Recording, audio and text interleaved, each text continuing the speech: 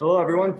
Thank you, Michael, for joining us today. We'll take questions for Michael using the raised hand function. We'll open it up to questions for Trevor as your first question. Hey, Michael, thank you for doing this. So obviously it was just unprecedented, right? With you having the ability to come back this year. Now that you are here and you have this opportunity to be back at ASU, what do you just look to do? How do you hope to maximize this year in front of you?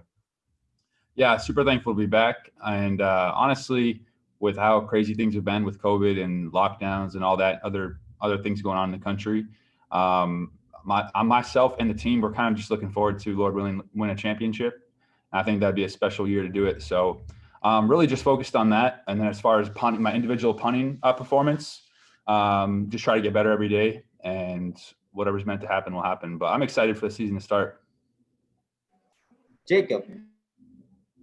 Hey, Michael, can you do me a favor and describe for me the process of what it was like, through the draft? You were at the combine, you did well there. Draft doesn't necessarily go how you were looking for it to go. What was the process like of getting the waiver to come back to school? Yeah.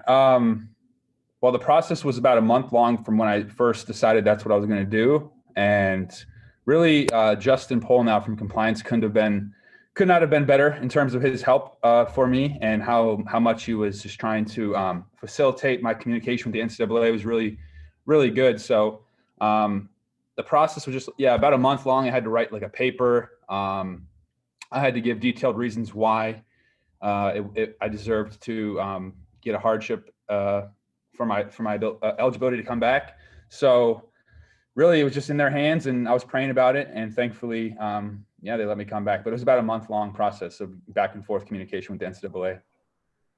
Jeff. When you add this latest saga onto your entire journey, it's pretty amazing from start to finish.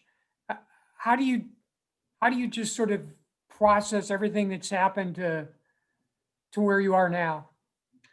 Yeah, I would say, and the guys in the team know this, I lead like our team Bible study as well. I love the scriptures. And there's a proverb I like. It says, man plans his way in his heart, but the Lord determines his steps. So I know for sure, like ever since I've been on the straight path and doing things the right way and having faith in God, I know that it's going to work out how it's supposed to. So I don't know. Tomorrow's not even promised, right? So at this point, nothing would surprise me in my journey. I just know to trust in God and keep working hard, and whatever's meant to happen next is going to happen. So, Trevor.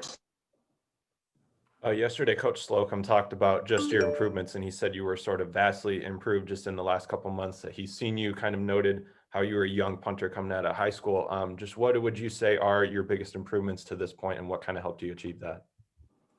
Well, I appreciate him saying that. I think I'll try to be improving until the day I'm done punting, because there's always room for improvement. But I guess just being more deliberate in my approach. Last year was my second season playing, and really nothing new in terms of no new revelations about punting, but just reinforcing what I already knew. So just trying to be compact with my steps, and being a professional, more professional. So make it look easy. And those are some things I worked on the off season, just having a consistent approach to the ball and being able to get the job done every time. Jacob. Michael, what's it been like for you to work with Logan Tyler? Because I know that he initially came here anticipating that you were not going to be back. And then when you came back, it kind of gave you guys this super duo of punters. So what's that been like for you? Oh, it's been great. All the guys, we get along very well. And Logan's a great guy, great athlete. And so him and Slocum have talked about just the dynamics and what he wants us working on. So, but Logan's a good friend of mine now, and it's been good working with him. Gabe. Michael, in your draft process and talking with NFL teams, what was the feedback that they gave you, and what was the one thing that you came back to ASU knowing that you wanted to improve upon the most? Mm-hmm. I'd say directional punting and just consistency. Two biggest things, probably. Yes. When you think back about the decision to go out after last season, do you, I don't know if regret's the right word, but do you still think that was the right decision at the time?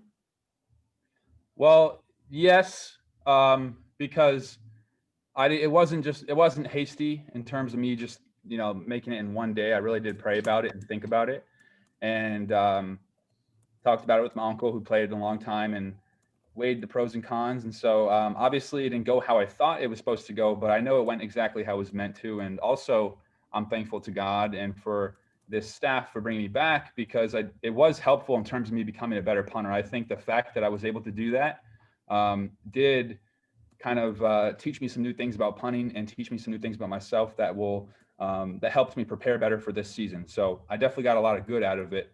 And yeah, we'll see. I'm just thankful to be back here, honestly, though. So it was a little bit crazy, because I was thinking after the draft, oh man, there's a very real possibility I might never punt in a game again. Obviously I was going to continue to train and be a free agent and try to make a team, but that was a pretty good reality check, pretty humbling.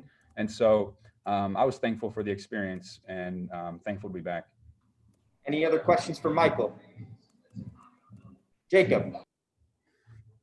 Michael, we've heard that there's been competition as far as who's going to end up returning kicks and punts go.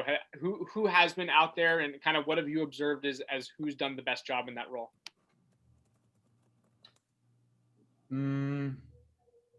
Yeah, there's been a few good athletes back there. I think Jack still is the primary guy, but really that's been Coach Slocum's call. I can't really I can't tell who's doing the best. Honestly, they're all pretty good, because Coach Slocum really puts a big emphasis on that and catch the ball moving forward, all of that. So they all take it super serious, and I don't really see them making many errors. So we'll see though when it comes to the season. Coach Slocum will have to make the call.